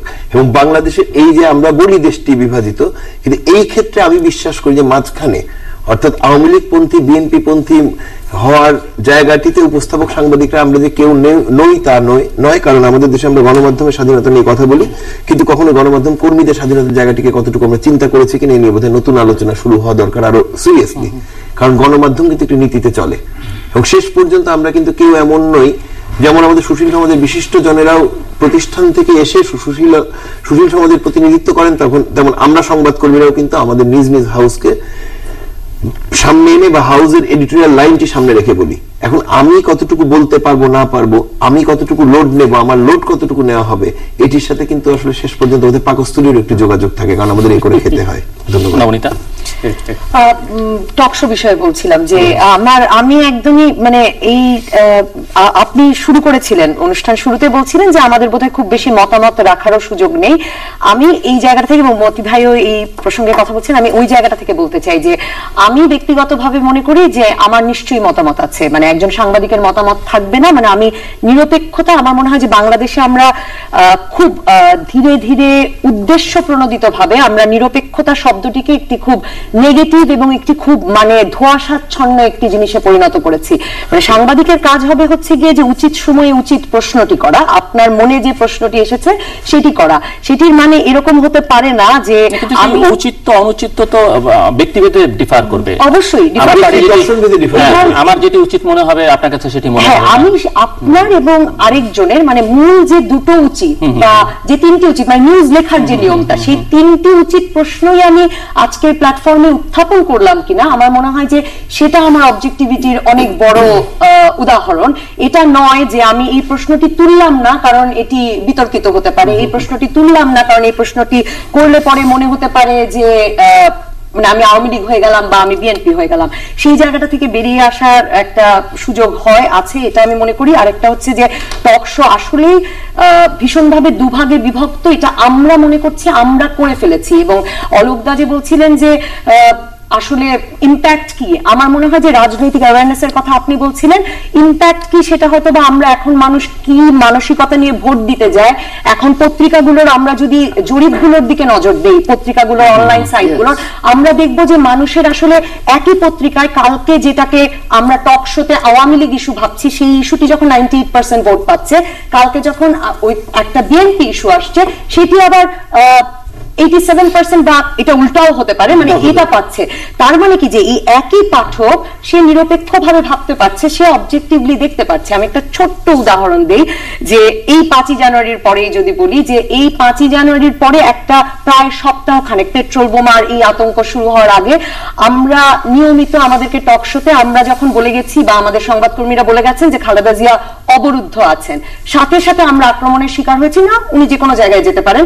এই অবরুদ্ধ শব্দটা আপনারা বানিয়েছেন, অবরুদ্ধ কেন বলছেন? ঠিক আছে, অবরুদ্ধ না, তাহলে উনি ওই কার্যালয়ে আছেন, ওনাকে বেরোতে দেওয়া হচ্ছে না সেটা বলবো, এই শব্দ নিয়েও ধরা হয়েছে। এবং তখন ভাবা হয়েছে যে আমরা পুরোপুরি একটা সরকার বিরোধী অবস্থান থেকে কথা বলছি। আবার যখন আমরা পেট্রোল বোমার বিপক্ষে বলছি, তখন সাথে সাথে ধরে নেওয়া হচ্ছে যে আমরা আওয়ামী লীগের পক্ষে বলছি, আমরা সংলাপ চাই না। কিন্তু আওয়ামী লীগ আদৌ সংলাপ চাই কিনা, বিএনপি আদৌ সংলাপ চাই কিনা, এই পুরো বিষয়টি কিন্তু টকশো আমরা যারা করি, টকশোতে আমরা যারা আসেন, টকশো যারা দেখছেন, কেউ জানেন না। মামুন, আমি আসলে মানে এত কথার ঘেরে হারিয়ে ফেলা না, মানে আমি বুঝতে পারছি না যে কোন জায়গা থেকে শুরু করব। আমি আসলে রুবায়েতের একটা জায়গা থেকে শুরু করতে চাই। আমার ওই কথাটি খুব পছন্দ হয়েছে যে সামাজিকভাবে বাংলাদেশের মানুষ আসলে টকশো প্রবণ, এই অঞ্চলের মানুষ টকশো প্রবণ। টকশো শব্দটা হয়তো আমরা টেলিভিশনে প্রবর্তন করেছি, কিন্তু আপনার নিশ্চয়ই মনে আছে আপনি যখন স্কুলে পড়তেন, মফস্বলের রেস্টুরেন্টের মধ্যে লেখা থাকতো এখানে রাজনৈতিক আলোচনা নিষিদ্ধ। কারণ কি? কারণ হচ্ছে যে রাজনৈতিক আলোচনা একবার শুরু হলে এটি আর শেষ হয় না, 3 ঘন্টা 4 ঘন্টা চলে যায়, আশা চলতেই থাকে, অন্য কাস্টমার আসতে পারে না দোকানে, ওর বিক্রি বন্ধ ওই দিনের জন্য। ওই জন্য ও লিখে রাখতো রাজনৈতিক আলোচনা নিষিদ্ধ। আমাদের টকশোর টেবিলেও ঠিক তাই, আপনার তৃতীয় মাত্রা বলেন বা যে কোনো প্রোগ্রামে বলেন, আপনার গেস্টদের কথা কিন্তু কখনো শেষ হয় না, এরা কথা বলতেই থাকে। আমার নিজের অভিজ্ঞতা, আমি 15 মিনিটের টকশো করেছি, আমি 3 ঘন্টার টকশো করেছি, কখনো আমাদের গেস্টরা কথা শেষ করতে পারেন না। সেই জন্য আমাকে একটা পর্যায়ে অ্যাঙ্কর হিসেবে জোর করে শেষ করতে হয় যে ভাই এখানেই শেষ, আজকের মতো ইতি, খোদা হাফেজ, শুভরাত্রি, গুড নাইট, যা যা বলা সম্ভব। ফলে এই যে অতিকথনের প্রবণতা বাঙালির, এটি সবসময় ছিল। আমরা টেলিভিশনরা এই গ্রামীণ ফোন বা অন্যান্য বাণিজ্যিক প্রতিষ্ঠানের সহায়তায় এটিকে একটা ব্যবসার উপকরণ হিসেবে উপস্থাপন করছি। এর মধ্যে কিছু রাজনীতি, কিছু পক্ষপাত, কিছু বিনোদন, সবকিছু মিলে একটা জিনিস হচ্ছে। এর দুটো ইম্প্যাক্ট, একদম ইম্প্যাক্ট কিছু নেই তা না। প্রথম ইম্প্যাক্ট হচ্ছে যে, সেটিও আমি একটু পেছনে ফিরে যাই। এই অনুষ্ঠান শুরুর আগে আমরা বলছিলাম যে রাস্তায় যদি আপনি 10 জন লোককে এখন জিজ্ঞেস করেন যে এই রাজনৈতিক সংকট সমাধানের উপায় কি, 8 জন বলবে সংলাপ। কারণ টক শোতে এত বেশি সংলাপ হচ্ছে, সংলাপ সংলাপ শব্দটা এত বেশি আসছে যে মানুষ বিশ্বাস করা শুরু করছে যে সংলাপই বোধহয় আসলে সমাধান। কিন্তু সংলাপ আসলে সমাধান কি না, নবনীতের কথা ঠিক যে সেটি তো বিএনপি বলেনি, আওয়ামী লীগও বলেনি, আমরা টকশো যারা করি, আমাদের গেস্টরা বলেন। কিন্তু যাদের জন্য বলছি তারা এটিকে আদৌ কর্ণপাত করছেন কিনা আমরা জানি না। তারপরে ইম্প্যাক্ট হচ্ছে, হ্যাঁ, মানুষের মধ্যে ওই সচেতনতাটুকু তৈরি হচ্ছে। এর বাইরে খুব প্র্যাকটিক্যাল কোনো সমাধান হয়েছে বলে আমার মনে হয় না। অনেক ধন্যবাদ। আমি যেটা বলবো যে অলোকদা যেটা বলেছেন সেটা খুব হেজিমনিক মনে হবে যে আমি দর্শকের উপর আমি আমার সিদ্ধান্ত দিলাম, সেই চিন্তা করবে। দর্শক এরকম না, দর্শক খুব ক্রিটিক্যাল। আলোচনার ভিতর দিয়ে দর্শক নিজে এটা সিদ্ধান্ত নেবে। চাইলে আপনি সারাংশ দিতে পারেন, দিলেই যে সে নিবে ব্যাপারটা তো এরকম না, তার একটা নিজস্ব জাজমেন্ট আছে। কাজে দর্শকদেরকে আমরা যেন খুব আন্ডারমাইন্ড না করি, সেটা খুব ভুল হবে। আর যেটা আমি আগেই বলেছিলাম যে যদি আমার ফ্রিডম থাকতো, আমি যেহেতু কোনো টিভিতে কাজ করি না, বাইরে থেকে এসে কাজ করি, তাহলে আমি কিন্তু এই টক শোকে আরো বেশি ধরেন যে এই যে pro elite, pro urban, pro male থেকে বেরিয়ে একটা গ্রামের মানুষ, সাধারণ নারী অর্থনীতিবিদ, নারী রাষ্ট্রবিজ্ঞানী, অনেক বেশি এটাকে রিপ্রেজেন্টেটিভ যেটা বলা দরকার সেরকম টক শো করা সম্ভব। এবং যদি কোয়ালিটি আলোচনার কথা বলেছেন সেটাও মনে করি চ্যানেলগুলো ব্যর্থতা, চাইলেই এটা করা সম্ভব। যদি একটু ব্যাকগ্রাউন্ড গবেষণা করি, একটু রিসার্চ করে আমি আসি, কাকে ডাকবো, তাকে যদি হোমওয়ার্ক করতে বলি, সেটাও তো আমরা দিই না আসলে। কেন দিন ওই যে 200 লোককে যে আমরা বারবার ডাকবো বলে ঠিক করেছি, ওই 200 লোক তো 3 চ্যানেলে যাবে একবার করে। সো এটা যদি বাড়িয়ে দেন আপনি সংখ্যাটা, ঢাকার বাইরে, প্রযুক্তির অনেক সুবিধাও আছে, আজকাল বাইরে এসে সম্ভব। সম্ভব, সেইটা কিন্তু যদি খরচটা একটু আমরা বাড়াতে পারি, একটু গবেষণা করি, টিম ভালো রাখি, তাহলে কিন্তু অনেক দূর এটাকে নিয়ে যাওয়া সম্ভব। কোয়ালিটি টক্স যেটা, সেটা কিন্তু সম্ভব। আমি একটু যোগ করবো অলোকদা, সেটি হচ্ছে যে রোবা যেটি বললেন যে 200 লোককে আমরা বিভিন্ন জায়গায় নিয়ে যাই, এটি এক অর্থে ঠিক আবার অন্য অর্থে ঠিক না। কারণ আপনি যখন 12 বছর আগে বা 14 বছর আগে তৃতীয় মাত্রা শুরু করেছিলেন, তখন হয়তো বাংলাদেশের হাতে গোনা 20 জন 30 জন গেস্ট ছিল টক শো এর। পরবর্তী 10 বছর পরে যদি আপনি দেখেন, সেই 30 জনের জায়গায় কিন্তু 300 জন হয়েছে। আমরা, আপনি, আমরা যারা টক শো করি, মতি ভাই, আমরাই কিন্তু নতুন নতুন গেস্টের সংখ্যা পর্যন্ত মোরলেস 2000 এত বছরে 15 বছর, কিন্তু যেদিন আপনি শুরু করেছিলেন সেই কথা যদি আপনি বলেন, এর মধ্যে অনেকে অসংখ্যবার এসেছে। হ্যাঁ, ওই সময় তো এত লোক ছিল না বাংলাদেশে। গত 10 বছরে নিশ্চয়ই 1000 নতুন গেস্ট আপনি তৈরি করেছেন, যারা প্রথম তৃতীয় মাত্রায় এসছে বা প্রথম আমার অনুষ্ঠানে এসছে। আজকে আমি একজন নতুন লোককে নিয়ে আসলাম, পরদিন কিন্তু উনি মতি ভাইয়ের অনুষ্ঠানে যাবেন। আজকে নবনীতে একজন আনলেন, পরদিন তিনি অলোকের অনুষ্ঠানে যাবেন। এইভাবেই কিন্তু গেস্ট তৈরি হচ্ছে। আজকে একটু আগে হিসাব দিচ্ছিলেন অঞ্জন যে 600 জন গেস্ট লাগে প্রত্যেক দিন বাংলাদেশে। তো প্রতিদিন যদি 600 জন লোক লাগে, 180 সপ্তাহে 700 জন লোক লাগে। আমরা গেস্টকে এইভাবে বিবেচনা করছি যে না, আমাদের এরকম গেস্ট থাকতে হবে, তাদেরকে ডাকতে হবে। আমি প্রতিদিন যদি আমার এটা কারেন্ট অ্যাফেয়ার্স হয়, আমি কি বিষয়ে আলোচনা করব, তার সঙ্গে রিলেভেন্ট গেস্ট কে হতে পারে তাকে ডাকবো। আমরা তো রিলেভেন্ট, আমরা ধরেন ডক্টর মাহবুব ব্র্যাকের মাহবুব হাসান, উনি যে টক শোতে আসতে পারেন, এটা কি 10 বছর আগে কেউ জানতো? আমরা অনেক বছর ধরে উনি যখন ফিলিপাইনে ছিলেন, তার মানে হচ্ছে যে এখন কৃষি বিষয়ক যে কোনো অনুষ্ঠান হলেই কিন্তু ওনাকে ডাকা হয়। ওইটা একটা দেখবে যে বয়স্ক লোক একটা বায়াস আছে, দেখবে যে 50-এর উপরে সাধারণত বেশিদেরকে ডাকা হয়। আমি বলবো এরকম 30-35 ভালো ভালো জায়গা থেকে পড়াশোনা করে আসে, সেইগুলো কিন্তু খোঁজা একটু কষ্টকর। সেটা কিন্তু আমরা করতে চাই, ক্যাম্পাস থেকে বড় করা যায়, সেদিনকে মাঝখানে আমি কদিন আগে যখন এই পরীক্ষা দিতে পারছেন না, এই আলোচনাটা আমি আর কন্টিনিউ করতে চাই না। একটি 3জন বাচ্চাকে আমরা পেলাম যারা পরীক্ষার্থী ছিলেন, যারা পরীক্ষা দিতে পারছেন না। এবং যখন তারা স্টুডিওর কাছে পর্যন্ত আসার পর তাদের একজনের বাবা যখন প্রশ্ন করলেন, অঞ্জন সাহেব, এই যে অবস্থা, বাচ্চাগুলোর চেহারা দেখাবেন, তারপর যদি এদেরকে মারে কি করবেন? কারা মারবে জানি না, আমরা কিন্তু পারিনি। 200-300 যেটাই হোক না কেন, না সাধারণত টক শোতে আমরা ওই বিষয়ে একটা এক্সপার্ট অপিনিয়ন আমি যখন পরীক্ষা নিয়ে কথা বলবো, আমি একজন ছাত্রকে ডাকতেই পারি। আমি একটা ঘটনা বলি এখানে, টক শো দিয়ে কিন্তু এই যে পিএসসি না জেএসসি পরীক্ষা সেটার অনুভূতি জানাতে পারে, নীতি নির্ধারণী জায়গাও নেই। আমরা শেষের দিকে এখানে একটা ঘটনা বলি যে পিএসসি বাচ্চাদের পরীক্ষা শুরু হলো না হরতাল অবরোধের ভিতরে, তো আমরা টক শোতে শিক্ষা অধিদপ্তরের প্রাথমিক শিক্ষার মহাপরিচালক মন্ত্রী এই জাতীয় লোকজনকে সবসময় নেই। আমি ভাবলাম যে এবার একটু ভিন্ন ধরনের লোক নেই। আমি গ্রামের খুঁজে টুজে রিপোর্টার পাঠিয়ে একজন গ্রামের প্রাইমারি স্কুলের হেডমাস্টারকে নিয়ে আসলাম, মধ্যবয়স্ক ভদ্রলোক, দাড়িওয়ালা। উনি জীবনে কোনোদিন টেলিভিশনের মাইক্রোফোনেও কথা বলেননি। ওনার জন্য টক শোতে আসাটা খুবই অস্বস্তিকর। উনি পুরোটা সময় হয়তো 10 বার বলার পরে একটা কথা ঠিক মতো বলতে পারেন না, কিন্তু আমরা কিন্তু চেষ্টা করি। কেউ যে চেষ্টা করে না তা কিন্তু না, চেষ্টা হচ্ছে। এবং এখন কানেক্টিভিটির সঙ্গে ঢাকার বাইরে, চট্টগ্রামে আলোচনা আমরা একেবারে শেষের দিকে প্রত্যেকের জন্য 2 মিনিট করে সময়। রাজনৈতিক সংকট নবনীতা অসংখ্যবার ইতিমধ্যে বলেছে যে এই বিষয়টা আসলে আলোচনাটা সেটাই করতে চায়, মানুষ এটি নিয়ে আসলে কথা শুনতে চায় এখন। সো আপনারা এই সংকটটাকে কিভাবে দেখছেন সেটি একটু খানিকটা আলোচনা এসছে। সংকট থেকে বেরিয়ে যাবার কোনো উপায় আছে কিনা আপনি আপনার নিজের মতো দিতে পারেন, আপনি অবশ্যই দিবেন আমি জানি, কিন্তু কেউ যদি না দিতে চান, অন্যদের কথাবার্তা শুনে কি মনে হচ্ছে যে কোন দিকে যাচ্ছে বাংলাদেশ, কোথায় যাচ্ছে? আমি বলি যে সংকট থেকে বেরিয়ে আসার উপায় কি, সেটা আসলে যদি জানতাম, নিজে একটু শান্তিতে ঘুমাতে পারতাম বাংলাদেশের নাগরিক হিসেবে, এটা আসলে খুবই, সেটার কোনো সমাধান আমার কাছে এক বাক্যে আছে বলে এবং কারো কাছে আছে বলে আমার মনে হয় না। কিন্তু আমি যেটা একেবারে মনে করি যে টক শো পার্সপেক্টিভ থেকে যদি বলি যে এখানেও এই কথাগুলো বারবারই এসেছে, সো আমি কার কাছ থেকে এসেছে সেটা উল্লেখ না করেই বলছি যে ধরুন আমরা আসলে খুবই বেশি মাত্রায় একটা পোলারাইজ সোসাইটিকে আমরা টক শোতেও আবার এমফেসাইজ করছি যে আমরা আসলে দুটো মাত্র ভাবে ভাবতে পারি, একটি আওয়ামী লীগ ভাবনা, একটি বিএনপি ভাবনা। আমরা তৃতীয় কোনো ভাবনার সুযোগ রাখছি না।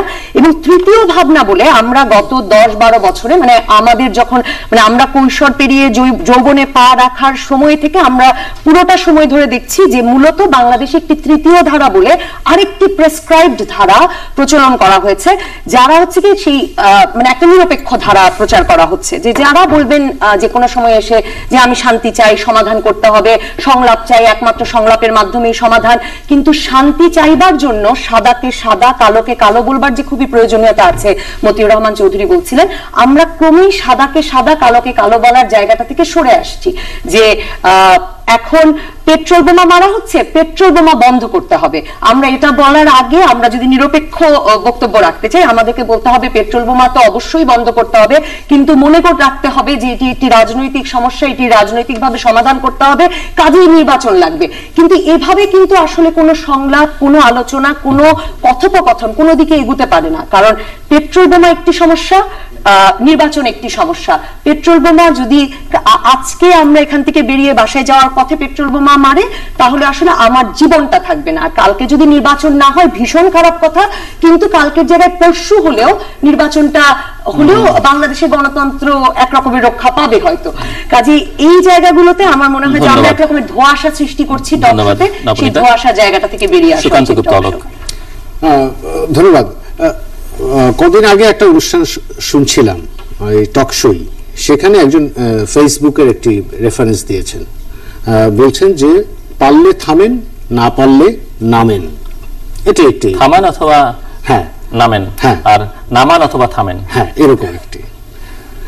আবার যদি বলি যে অনেক হয়েছে, হ্যাঁ এবার থামেন, এগুলি তো ব্যাপার না। ব্যাপারটা নবনীতার জায়গা থেকে যদি ধরি আর কি, সংকটটি এখন সংকটে আছি আমরা, রাজনৈতিক সংকট।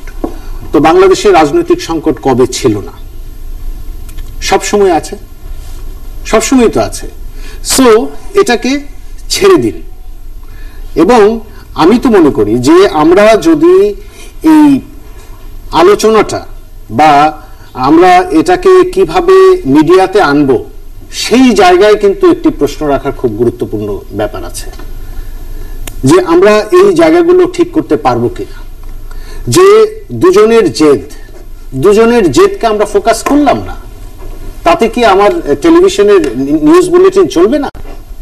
আমি কি আপনার সময় নিয়ে আর একটা কথা যোগ করতে পারি কিনা, সেটা হচ্ছে কি যে মানে আমরা যেটা আরেকটা জিনিস করছি সেটা হচ্ছে যে আমরা ধরেই নিচ্ছি যে সমস্যাটা আওয়ামী লীগ এবং বিএনপিকেই সমাধান করতে হবে, এবং যে তৃতীয় ধারার কথা বলছিলাম সুশীল সমাজের প্রতিনিধিরা, অত্যন্ত শ্রদ্ধেয় মানুষেরা, তারাও টকশোতে এসে সেই সমাধান করতে চাইছেন। টকশোর বাইরে কেউ জাতীয় সংলাপের উদ্যোগও গ্রহণ করছেন না, টকশোতে এসেই তারা বলছেন যে একটি জাতীয় সংলাপের উদ্যোগ নিতে হবে। এগুলো আমাকে একজন নাগরিক হিসেবে খুব বিস্মিত করে যে আমরা তার মানে আসলে টকশোকেই বকা দিচ্ছি, টকশোর বিষয়ে হতাশা প্রকাশ করছি, কিন্তু টকশোতে এসে সেই সমাধানের কথা বলছি। জয় মামুন। আমি শুরুতে বলেছিলাম সংকটটি রাজনৈতিক, ফলে সমাধানটিও রাজনৈতিকই হতে হবে। যেহেতু আমি রাজনীতির লোক নই, ফলে কি পদ্ধতিতে সমাধান আসবে সেটি জানি না, কিন্তু আমার একটি কথা খুবই জোরালোভাবে বলার আছে, সেটি হচ্ছে আমি বাংলাদেশের নাগরিক, আমি এই দেশে নিরাপদ বোধ করতে চাই। আমি এই অনুষ্ঠান থেকে বের হয়ে বাড়িতে যাব, রাস্তায় আমাকে কেউ বোমা মারবে না, কেউ পেট্রোল বোমা মারবে না, বা কেউ আমাকে পুড়িয়ে দেবে না, আমার সন্তান কালকে স্কুলে যাবে সেই নিশ্চয়তা চাই, আমার বাবা তার ব্যবসা প্রতিষ্ঠান খুলবেন। আমি মনে করি প্রথমত এই কাজটি করার দায়িত্ব রাষ্ট্রের, সরকারের। সরকার যারা পরিচালনা করেন তারা কোন দল কোন মত এটি আমার দেখার দায়িত্ব না। আমি বাংলাদেশের নাগরিক হিসেবে আমার নিরাপত্তার বিষয় নিয়ে সবার আগে উদ্বিগ্ন। আমার ধারণা আমরা এখানে যারা আছি এবং যারা বাড়িতে টেলিভিশন দেখছেন, আমরা প্রত্যেকেই এক ধরনের নিরাপত্তাহীনতার ভেতর দিয়ে যাচ্ছি গত অনেক দিন ধরে। ফলে সেই জায়গাটিকে রাষ্ট্রকে বুঝতে হবে, সরকারকে বুঝতে হবে, এবং যারা রাষ্ট্রের অভিভাবকত্ব দাবি করেন, ক্ষমতায় আছেন বা ক্ষমতায় যাবেন বলে ইচ্ছা পোষণ করেন, আকাঙ্ক্ষা পোষণ করেন, তাদেরকে বুঝতে হবে। এই বোঝার দায়িত্ব যদি তারা না নিয়ে শুধু নিজের ক্ষমতার কথা ভাবেন, তাহলে আমার ধারণা জনগণ একটা সময় না একটা সময় ঠিকই সঠিক সিদ্ধান্ত নেবে। কারণ আমরা জানি, ইতিহাস বলে বাংলাদেশের মানুষ খুব বেশি ভুল সিদ্ধান্ত কখনো নেয়নি। অঞ্জন রায়। ধন্যবাদ। আমার কাছে যদি এই সমস্যাটিকে নিয়ে আমার নিজে একটা অবজারভেশন আছে, সেটা হচ্ছে বাংলাদেশে যখন বড় রাজনৈতিক সমস্যা শুরু হয় তখন আমরা অদ্ভুত একটা বিষয় দেখি যে আমরা কিন্তু এক পর্যায়ে বিরক্ত হতে থাকি রাজনীতিবিদদের দিকে, এবং আমাকে মার্জনা করবেন যে আমরা তখন দেখি যে বিশিষ্ট জনেরা উদ্যোগ নেন, কিন্তু বিষয়টি রাজনীতির। এবং যে দেশটি মুক্তিযুদ্ধের মধ্যে দিয়ে স্বাধীন হয়, যে দেশটির জন্য 30 লাখ মানুষ জীবন দেয়, সেই দেশের রাজনৈতিক সমস্যা রাজনীতিবিদেরাই সমাধান করবেন। এবং রাজনীতিটি কিন্তু বা মুক্তিযুদ্ধটি খুব এলিট ভদ্রলোকের বিষয় ছিল না, একদম মাঠে ময়দানের মানুষের বিষয় ছিল। আর মাঠে ময়দানের মানুষই ভোট দেয়, মাঠের ময়দানের মানুষই আবার পেট্রোল বোমা খায়। খুব এলিট ভদ্রলোক কিন্তু কেউ খুব বেশি পেট্রোল বোমার আঘাতে মারা যাননি, কারণ বাসে তারা চড়েন না। এলিট ভদ্রলোকরা কি করতে পারেন, সেমিনার সিম্পোজিয়াম যাই হোক, যত বুদ্ধি দিক, যত টকশোতে পরামর্শ দিক, আমি কিন্তু এখনো আস্থা রাখি যে আমাদের সম্মানিত রাজনীতিবিদরা নিশ্চয়ই এটির একটি সমাধানের দিকে যাবেন। কারণ যদি এটি সেই রেডক্লিফের দাগের স্বাধীনতার একটি দেশ হতো, বুঝতাম যে ভদ্রলোকদের মতো ভদ্রলোকের বিষয় আছে এখানে, অত ভদ্রলোকের জায়গা নেই। এবং রাজনীতিবিদরা প্রয়োজনে কঠোর হবেন, রাজনীতিবিদরা প্রয়োজনে নমনীয় হবেন, কিন্তু তারা আমাদের সমস্যার সমাধান করবেন। এবং শুধু একটি সংলাপে এই সমাধান না, বাংলাদেশের মধ্যে বহুবিধ সংলাপ হওয়া উচিত। বাংলাদেশের মুক্তিযুদ্ধের প্রশ্নে সংলাপ, অমীমাংসিত কিছু জায়গা রয়েছে, সংলাপ হওয়া উচিত যে কেউ কিভাবে রাজনীতি করবেন, মুক্তিযুদ্ধের সময় যারা প্রতিপক্ষ ছিলেন তারা এদেশে রাজনীতি করবেন কিনা তার জন্য সংলাপ হওয়া দরকার। বাংলাদেশে আগামী 20টি নির্বাচন অন্তত কিভাবে হবে, উভয় দলের কেউ ভোটের 1 বছর আগে থেকে শেষ করে দিয়ে এই সংলাপ নির্বাচন কেন্দ্রিক না, একটা জাতীয় সংলাপ করতে, এবং তার রাজনীতির কথা বলছেন, তারা সংলাপ করুক, দেশের মানুষ দেখুক ওনারা কি সিদ্ধান্তে আসতে পারেন, সেটা আমরা লাইভ করব। একদম এই তো এলিট প্রো আউটলাইন প্রমিল টক শো স্টুডিও বাইরে যাচ্ছে পর্দার আড়ালে নয়, আমি কারো বাসায় বসে মিটিং করে যে আমি কমিটি করব, ব্রিফিং দেখতে চাই না, ক্লিয়ার কাট কথা, কোন ব্রিফিং দেখতে চাই না, কোন রাউন্ড টেবিল দেখতে চাই না, একদম পরিষ্কার ভাবে বলুন ওনারা।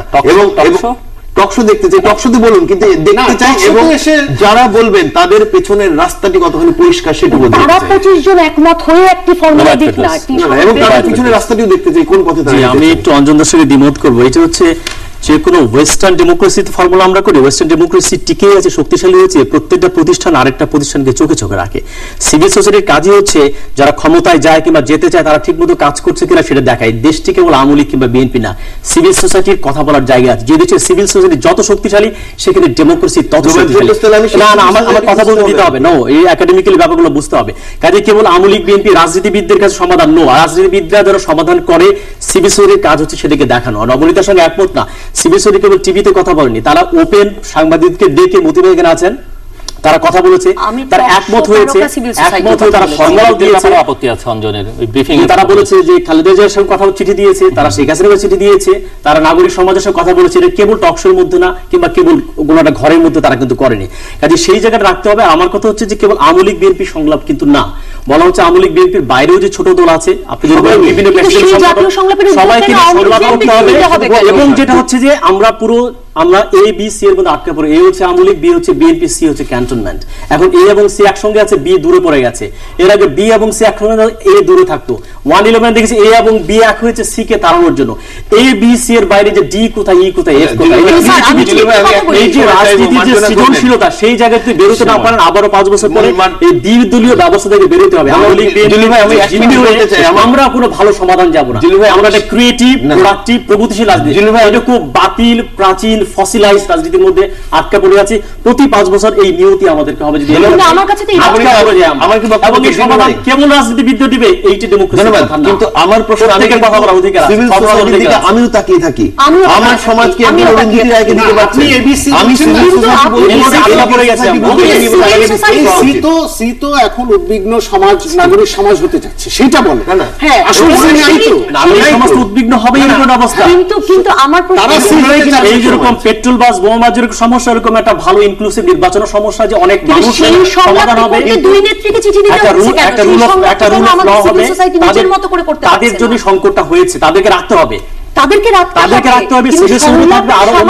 সিভিল সোসাইটি কেন মনে করছে দুই নেত্রীর বাড়িতে গিয়ে চিঠি দিয়ে এবং তারপরে ফর্মুলা তাদেরকে কথা বলতে হবে। আমি কি সেই ফর্মুলাটা না মানি, অঞ্জনদা যদি না মানি কি হবে, রাজপথে পলিটিক্স হবে, আমরা কি সমাধান দিব? আমরা সমাধান সম্মান করছি, প্রস্তুত না। টকশো হোস্ট হিসেবে আমাদের রোলটা নিয়ে আমরা কথা বলবো। এখন যদি ডিবেট হয় civil society versus talk show host, then it's a difficult situation. কিন্তু আমরা তো সিভিল সোসাইটির সত্যি দাবি করতে পারি। মতি ভাই, বিষয়টা হচ্ছে যে বাড়িতে আগুন লেগেছে কিনা। বাড়িতে আগুন লাগলে আমরা কি করি? কেউ না কেউ এসে নিভায়। আমাদের বাড়িতে আগুন লেগেছে, এটা আমাদের স্বীকার করতে হবে। সংলাপের প্রয়োজন আছে এখানে, আমি মানি আর না মানি, সংলাপ ছাড়া যুদ্ধ করবেন? যুদ্ধ তো কার সাথে করবেন? একই বাড়িতে আওয়ামী লীগ আছে, বিএনপি আছে, এক ভাই আওয়ামী লীগ করে, এক ভাই বিএনপি করে, অথবা জাতীয় পার্টি করে। একই লোক আগে বিএনপি করতে এখন আওয়ামী লীগ করে, সেটা করে। এই দেশে আপনি সংলাপ ছাড়া যুদ্ধের মাধ্যমে সমাধান খুঁজতে পারেন। সেই সংলাপই সর্বশেষ হবে। অবশ্যই সেটা তো পরের ব্যাপার, আপনি শুরুটাই করছেন না। শুরুটা তো আগুন নিভিয়ে শুরু। আগুন তো নিভাবেন, তো আগুন তো নিভাতে পারছেন না আপনি। 1.5 মাস যাবত আমি আগুনের মধ্যে আছি, আমি জ্বলছি। রুবায়েত ফেরদৌস ঠিকই বলেছে, এটা তো বাইরে না, তাই সিভিল সোসাইটিটা পরিচয় অবশ্যই থাকবে। জহির মোহাম্মদ আপনার তো পরিচয়, আমি সম্পাদক হিসেবে আসছি, আমি খালি হোস্ট হিসেবে গেলে আসি, এটাও তো বলতে হবে। আপনারা সবাই সিভিল সোসাইটির সঙ্গে, আপনারা সবাই সিভিল সোসাইটির অংশ, না এটা আমরা তো বুঝতে পারি না। ফার্স্ট কাজ হচ্ছে আগুন নেভানো, তারপরে আপনি সব আলোচনা করেন। এই মুহূর্তে বাইরের থেকে ওরা কি চেষ্টা করছেন, আমাদের মধ্যে থেকেও চেষ্টা করছেন, এটা তো ঠিক। 2013 ওই সময় যখন সংকট চলছিল, সিভিল সোসাইটির একটি স্টেটমেন্টও কেউ দেন নাই, কিন্তু এখন তো 13 জনের একটা কমিটি হয়েছে। তাহলে মতি ভাই, আমার এখানে প্রশ্ন আছে। এই যে আপনি আবার রাজনৈতিক সংকটে চলে গেলেন 2013, না ঠিক আছে, তাহলে এই যে আপনি স্বীকার করলেন যে সিভিল সোসাইটির কেউ একটি স্টেটমেন্ট করেননি, 2013 কথা বলছি আমি, না সময় বদলাচ্ছে না। হ্যাঁ, 13 কথাই বলি। এখন আজকে যখন সিভিল সোসাইটি ভয়েস রেজ করছেন, তারা কি বলবেন যে আমরা ক্ষমা চাইছি, আমরা এখন কথা বলতে চাই? ক্ষমা চাওয়ার ব্যাপার আপনি নিজেও সিভিল সোসাইটি, আপনি যে একটু বলা ছেড়ে দিন, ছেড়ে দেওয়া যাবে না, আগুন পেট্রোল যে আপনাকে আমি 30 সেকেন্ড সময় চাই, অবশ্যই তোমাকে কথা বলতে হবে। আমি বলি কথা বলবো, আমি সমাধান আপনি কেন ভুলে যাচ্ছেন যে আমরা কোন সোসাইটিতে বাস করি? না কিন্তু মতি ভাই, এখানে এমাজউদ্দিন স্যার যখন কথা বলেন রাজনৈতিক সংকট নিয়ে, উনি যখন বলেন যে এভাবে ইলেকশন হতে পারে, বদরুদ্দোজা চৌধুরী যখন বলেন এভাবে ইলেকশন হতে পারে, তাহলে উনি আগে কেন বলেননি? এটার জন্য দেশটার এখন যা পর্যায়ে, কিন্তু একজনের উপলব্ধি তো পরে হতে পারে, অবশ্যই। আমি একেবারে অন্য একটা জায়গা থেকে বলছিলাম, আমি সিভিল সোসাইটির ক্ষমতা নিয়ে আমার কোনো প্রশ্ন নেই, আমি ধারণা করি যে আমরাও হয়তো বা সুশীল সমাজের প্রতিনিধি, কাজে আমি সেদিক থেকে বলছিলাম না। আমি বলছিলাম যে আমি সুশীল সমাজের কাছ থেকেও শান্তি চাই, সংলাপ চাই, এরকম ধোঁয়াশাচ্ছন্ন কোনো সমাধান চাই না, বা এই ক্লিশে সমাধান চাই না। আমি চাই যে দুই নেত্রীর কাছে চিঠি দেওয়ার পদ্ধতি নয়, এরকম একটি টেলিভিশন ক্যামেরার সামনে শো অফ নয়, আমি চাই একটি জাতীয় সংলাপের উদ্যোগ নেওয়া হোক। ঢাকা বিশ্ববিদ্যালয় একটা ফর্মুলা দিল, হ্যাঁ ঢাকা বিশ্ববিদ্যালয় একটা ফর্মুলা দিয়ে ফেললাম, নিশ্চয়ই ঢাকা বিশ্ববিদ্যালয়ের সেমিনার পক্ষেও সেটা শুরু হয়েছে, সেটা হয়নি, হয়েছে।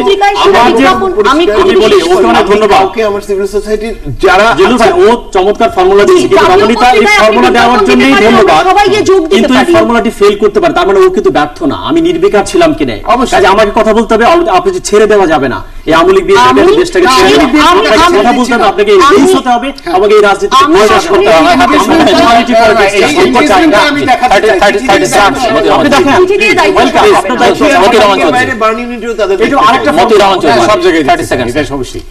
এই সংকট থেকে বের হতে হবে আমাদেরকে ফার্স্ট, আর কিভাবে বের হবো সেটার পথ নিশ্চয়ই বের হবে না এটা ঠিক না। বাংলাদেশের জনগণকে, হ্যাঁ রাজনীতিবিদরা বাংলাদেশের অর্জনে অনেক ভূমিকা রেখেছেন, কিন্তু বাংলাদেশের জনগণকে আন্ডারমাইন করার কোনো সুযোগ নেই। অনেক ধন্যবাদ নবনীতা চৌধুরী, জয় মামুন, রুবায়েত ফেরদৌস, সুকান্ত গুপ্ত, আলোক, অঞ্জয় রায় ও মতিউর রহমান চৌধুরী। দর্শক টকশো হোস্টদের বক্তব্য শুনলেন এবং ইতি টানতে চাই না আমি ওনাদের কথা ধরে, কেননা ওনারা সবাই আমার সহকর্মী, সতীর্থ। কালকেও আরো 6 জন নতুন মুখ যারা টকশো সঞ্চালনা করেন বিভিন্ন টেলিভিশন শোতে, যে বিষয়গুলো নিয়ে আমরা কথা বললাম তাদের মতামত শুনবো কালকে। অনুষ্ঠান দেখবার জন্য আমন্ত্রণ রইল। দর্শক আমাদের সঙ্গে থাকবার জন্য অসংখ্য ধন্যবাদ, আপনাদের সবার জন্য শুভকামনা।